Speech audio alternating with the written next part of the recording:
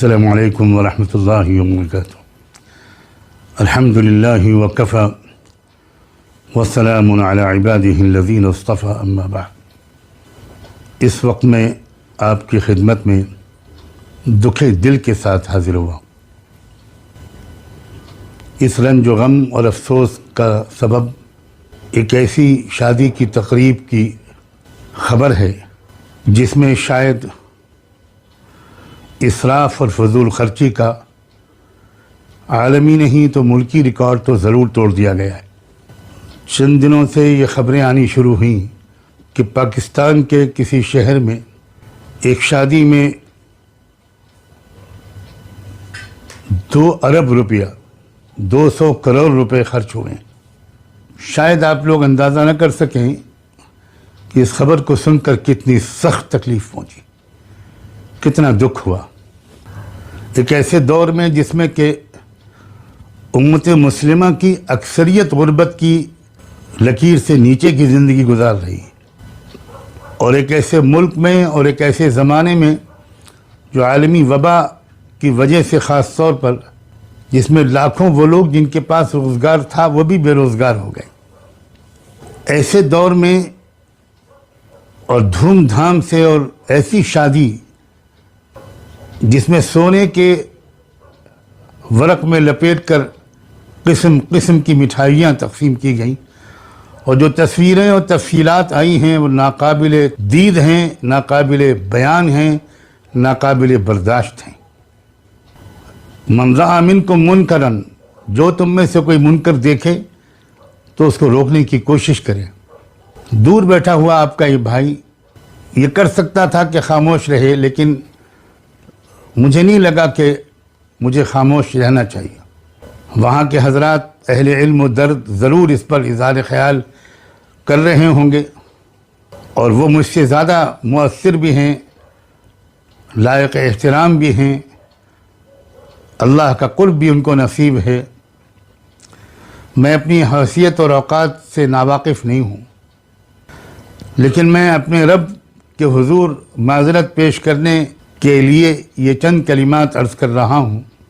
اللہ تعالیٰ ان صاحب کو اور ان کے اہل خانہ کو دل سے معافی مانگنے کی بھی توفیق دے اور تلافی کی بھی توفیق دے۔ میں نے اپنے والد ماجد سے یہ جملہ بار بار سنا کہ جب تم شہنائیاں بجاتے ہوئے بارات لے کر جاتے ہو اور قمقموں والے شامیانوں میں یا ہال میں شاندار کھانے کھاتے ہو، ضیافتوں کے مزے لوٹتے ہو، تو یاد رکھنا کہ تم راستے میں ایسے کسی گھر کے سامنے سے بھی گزرتے ہوگے جس کے گھر میں رہنے والی غریب لڑکی شہنائیوں کی آواز، قمقموں کی روشنی سن کر تکیے میں منہ چھپا کر روتی ہوگی، کاش کہ میرا باپ بھی رکشہ چلانے والا نہ ہوتا، بوٹ پالش کرنے والا نہ ہوتا، کھیت میں فصل کے موقع پر مزدوری کر کے ہمارا پیٹ پالنے والا نہ ہوتا، تو مجھے بھی کوئی بیاہ کر لے جاتا۔ وہ کہا کرتے تھے کہ یاد رکھنا اس غریب لڑکی کے آنسو کے نتیجے میں جو اللہ کی پھٹکار اور لعنت اس رشتے نکاح پر برسے گی، اسے ساری دنیا کے اولیاء اللہ بھی اگر تعویذ لکھنے کے لیے جمع ہو جائیں تب بھی اس بلا کو دور نہیں کر سکتے۔ کیوں یاد نہیں رہتا ہم کو اللہ کے رسول صلی اللہ علیہ وآلہ وسلم کا یہ ارشاد کہ اعظم النکاح برکتاً ایسرہ مؤونتاً، سب سے زیادہ برکت اس نکاح میں ہوتی ہے جس میں سب سے کم مشقت اور خرچ ہو۔ بیڑیاں توڑ دی تھیں اللہ کے رسول صلی اللہ علیہ وآلہ وسلم نے، اور صرف عرب کے بدوؤں کے لیے نہیں توڑی تھیں، ہمارے ملینائز اور بلینائز کے لیے بھی توڑی تھی۔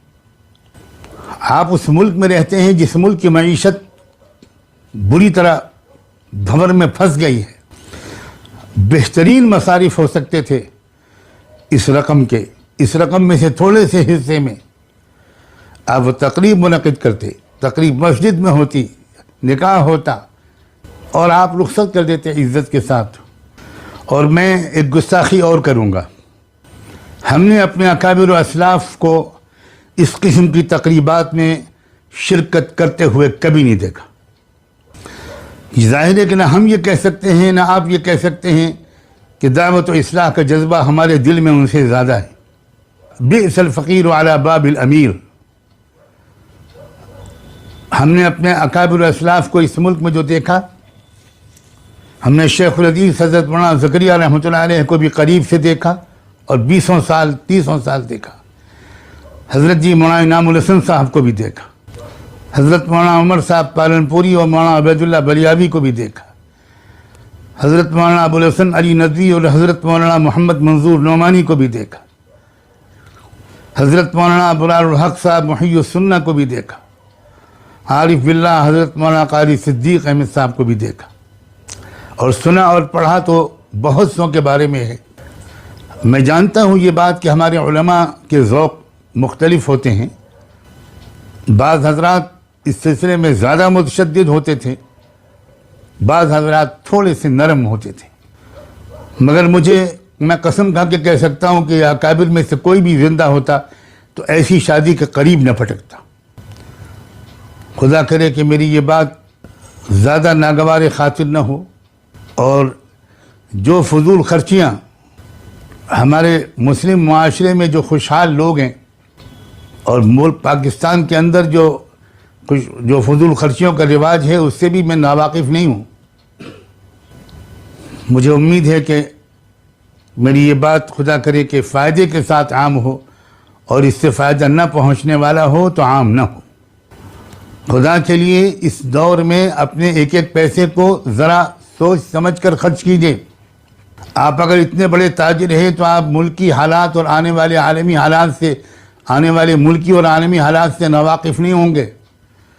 بہت بڑی بڑی جنگیں ہمارے سروں پر مسلط ہونے والی ہیں، اور نہایت بھیانک قسم کے زلزلے، طوفان، سیلاب، قحط، خشکسالی، نہ جانے کیا کیا عالمی بازار کی کساد بازاری، کیا کیا ہونے والا ہے۔ کون پڑھا لکھا آدمی آنے والے دنوں کی مصیبتوں سے واقف نہیں ہے؟ ایسے وہ لوگ جن کو اللہ نے اتنی دولت سے نوازا تھا، انہیں چاہیے تھا کہ وہ اگلے 20 30 40 سال کے لیے کوئی پلاننگ کرتے، کوآپریٹو سسٹم وجود میں لاتے، اور جو غریب نادار لوگ ہیں ان کے لیے مستقل طور پر لقمہ حیات فراہم ہوتا رہے، اس کے بندوبست کرتے، بجائے اس کے کہ وہ اس قدر دکھاوے پر اپنا مال اس طرح نالیوں میں بہا دیتے۔ اللہ تعالی ہم سب کو استغفار کی، اپنے رویوں کو درست کرنے کی اور معافی مانگنے کی اور تلافی کرنے کی توفیق عطا فرمائے۔ وآخر دعوانا ان الحمد للہ رب العالمین۔ السلام علیکم ورحمۃ اللہ وبرکاتہ۔